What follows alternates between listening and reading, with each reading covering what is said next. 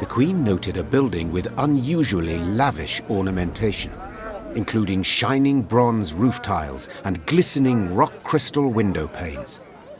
An important clan dwelled there, Gabor explained. The Breckenriggs. Could you introduce me? Meve asked. Perhaps I can convince them to intercede with Brouver on my behalf. The clan head, Ivor, invited Meve to an exquisite feast. But when she broached the subject of the war raging just outside Mahakam's borders, the dwarf changed the subject at once. Looking around the interior, Meve quickly understood why. The walls were ordained with Nilfgaardian tapestries and rugs.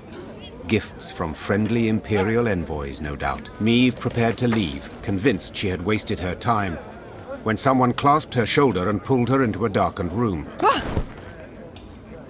Her kidnapper turned out to be a young dwarf, female, it seemed, dressed in her nightshirt. She introduced herself as Ivor's daughter, Eudora Breckenriggs, and openly admitted she had eavesdropped on Meve's dinner conversation. Listen, me dad's stubborner than an old goat, but I'll convince him to help ye. For a wee favour, that is. What? I want you to steal something from the clan archive. Historiae Mahakamorum, 'tis called. See, me dad won't let me betroth me sweetikin Zoltan. Says the codex forbids marrying a dwarf who's left the mountains. But there's precedent. Just such a case described in that document. If I can show it to Dad, he'll have to change his mind. Meve felt sympathy for Eudora and wanted to help her, especially considering the favor Eudora could do her in return. But she fully realized if her attempt to break into the archive ended badly, it would result in a tremendous scandal Brouver Hoog would not soon forget. Listen, I wish all the best for you and Zoltan. Zoltan. Eudora corrected. Yes, right. Zoltan. In any case, it's too risky. I've much to gain from the support of your clan, but if the mission ended in failure, I'd lose even more. Eudora shrugged and returned to her bedroom. Meve resumed her interrupted journey, wondering if the dwarf would find some other way to betroth her beloved Zoltan.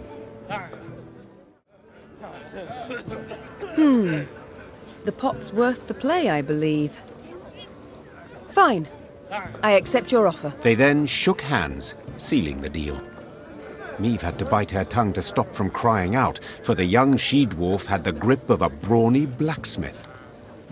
Meve returned to her company, and, massaging her sore hand, presented Eudora's offer. Gascon volunteered for the task at once. Thievery's my forte. The dwarves won't notice a single mothball out of place. Gascon snuck into the archive under the cover of darkness. Just as he was tucking Eudora's desired document into his cloak, he heard dwarven boots clanking down the stairs. Damn it! Gascon swore. I can't let them catch me.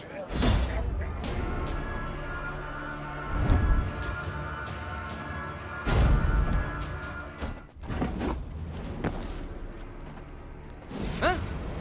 Who's there? What a nub. That was close. Ah!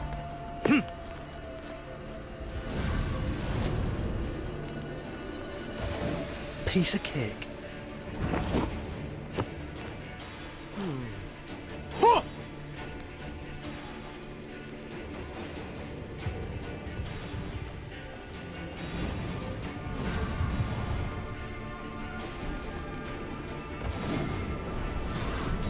Just a bit more. Yeah.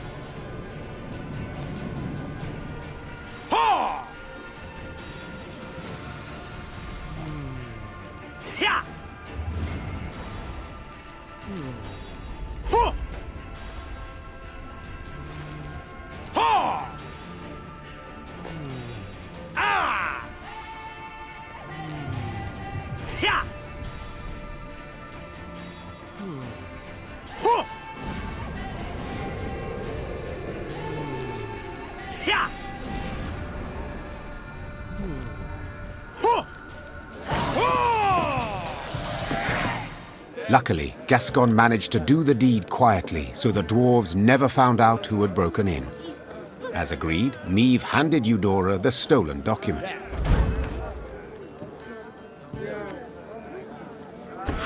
the dwarf shouted, raising the parchment in a triumphant gesture. Da can't do nothing to stop her making vows now. I've got to write Zoltan right quick. Thanks. Thanks a million times over. And Eudora did her part too. Soon after, the Queen learned there'd been a gathering of the clans, and Ivor had indeed spoken on her behalf. She could only hope the elder Breckenriggs had swayed Brouver Hoog as well. Eudora, Breckenriggs, Meve.